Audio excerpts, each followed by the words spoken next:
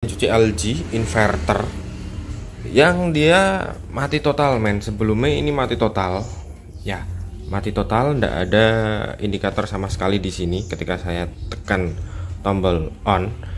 Nah, untuk LG inverter ini saya terus terang belum pernah melakukan perbaikan, baru kali ini gitu ya. Nah, dan setelah saya cek and recheck, saya lihat di sini ada transistor SMD. Sebenarnya ini SMD ya.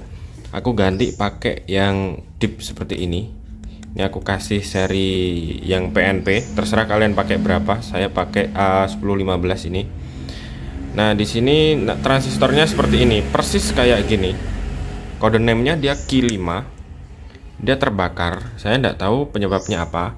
Entah mungkin dari ada sensor-sensor yang rusak atau apa, saya belum cek di unitnya. Saya cuman mau benerin ini dulu. Dan cuman itu aja. Setelah tak cek, oh ya, ini juga ya, ini ada transistor PNP. Ini seri ini belum tak ganti, ini belum aku ganti. A apa C ini, men? A1273 kalau nggak salah.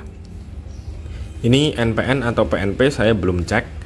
Terus terang saya memang nol di inverter ya. Saya baru kali ini saya perbaiki modul inverter. Jadi kerusakannya sebelum ini tak ganti, dia mati total. Dan setelah transistor ini tak lepas, sebelumnya transistornya itu hancur, men. Hancur, rusak banget, terbakar gitu ya. Dia short, dia konslet, yang mengakibatkan dia ini mati total. Kemudian tak ambil, sebelum tak pasang transistor, dia bisa on, cuman suara aja, displaynya ini ndak ada gitu ya. Displaynya ndak ada, tegangannya ada.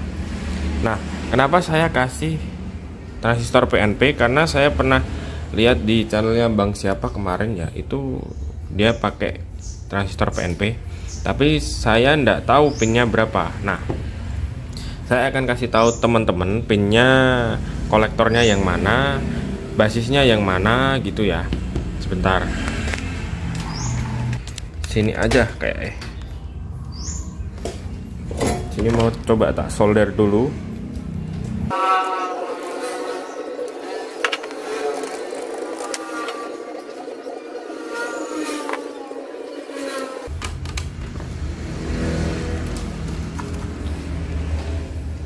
Kayak transistor dilepas dulu lebih enak ya, men ya, buat jelasinnya. Nah, kayak gini. Ini aku pakai A1015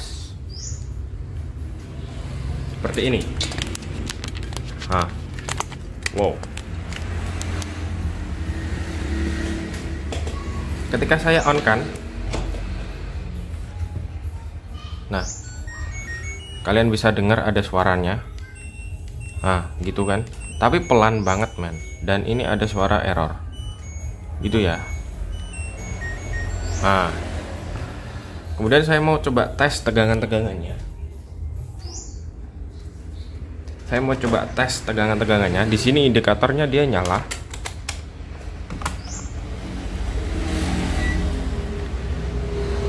Untuk ground saya kasih di sini, sepertinya ini ground.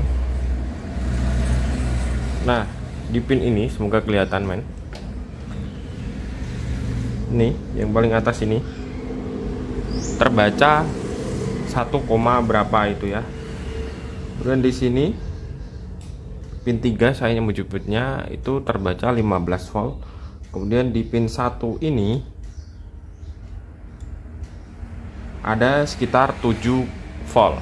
Nah, dari sini kita bisa menyimpulkan bahwa tegangan yang paling kecil adalah tegangan yang sebelah sana, men. Nah, tegangan paling kecil segitu, sekitar 1 volt tadi ya. Nah, kenapa saya bisa menyimpulkan letak kaki-kakinya? Karena tegangan basis biasanya itu setengah dari tegangan kolektor. Nah, kalian bisa lihat di sini tadi kolektornya ada di tegangan berapa? 15 volt kalau nggak salah. 16 volt. Oh, maksud saya emitor, karena ini PNP gitu ya. Emitornya dia di tegangan 2 kali dari basis. gitu ya. Jadi misalkan basisnya ini 7 volt, jadi secara otomatis emitornya itu harus 15 volt atau 12 volt lah. Nah, untuk kolektor maksud saya, karena kebiasaan pakai yang NPN jadi belibet saya jelasinnya. Untuk yang kolektor jadi dia yang paling kecil gitu men, atau biasanya nyaris tidak ada tegangan karena kadang dipakai buat koneksi ke ground gitu. Jadi kesimpulannya di bagian sini pin 1 ini adalah basis karena tegangannya 7 volt. Kemudian pin kedua sini itu adalah kolektor maksud saya, kolektor karena dia tegangannya paling kecil. Kemudian yang emitor dia yang tegangannya paling besar gitu ya, karena kita pakai transistor tipe PNP. Nah, ini tipe PNP nya A1015. Kemudian saya mau pasang lagi dan tunjukin ke kalian apakah dia bisa bekerja atau enggak gitu ya.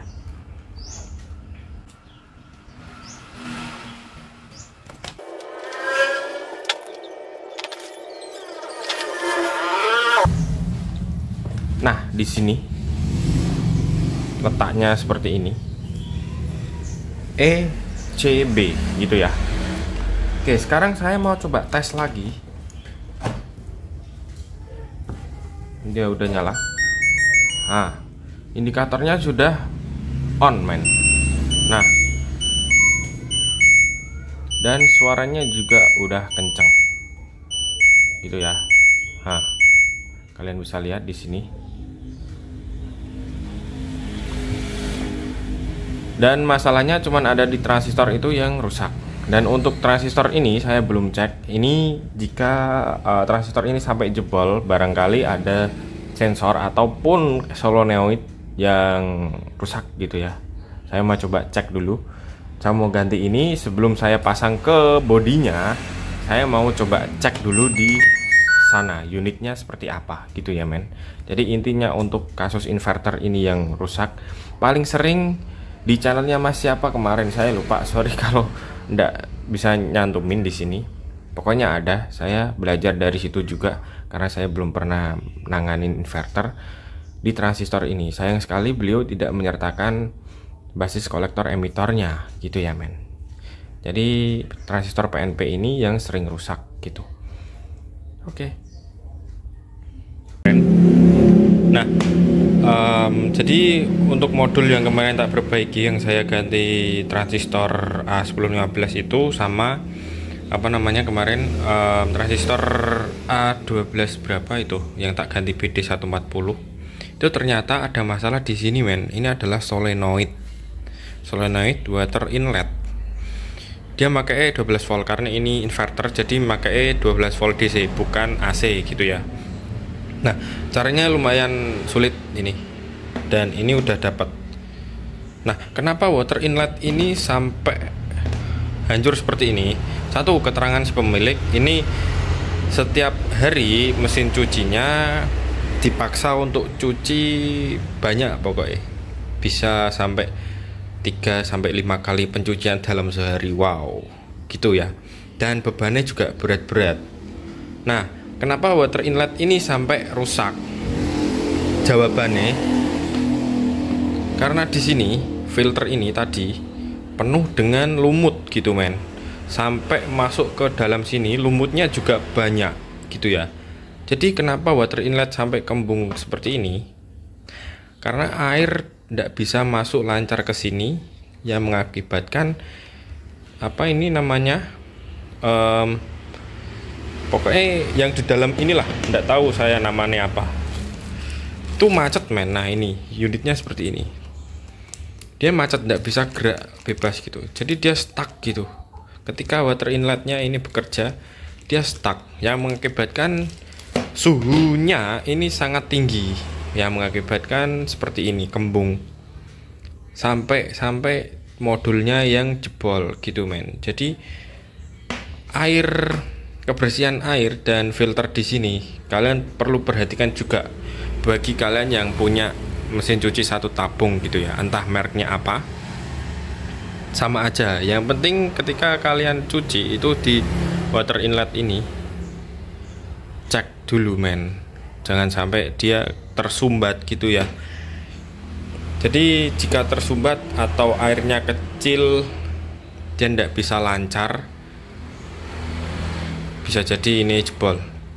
Nah misalkan ndak inverter sih aman, biasanya kalau ini jebol ya paling listriknya ngetrip gitu.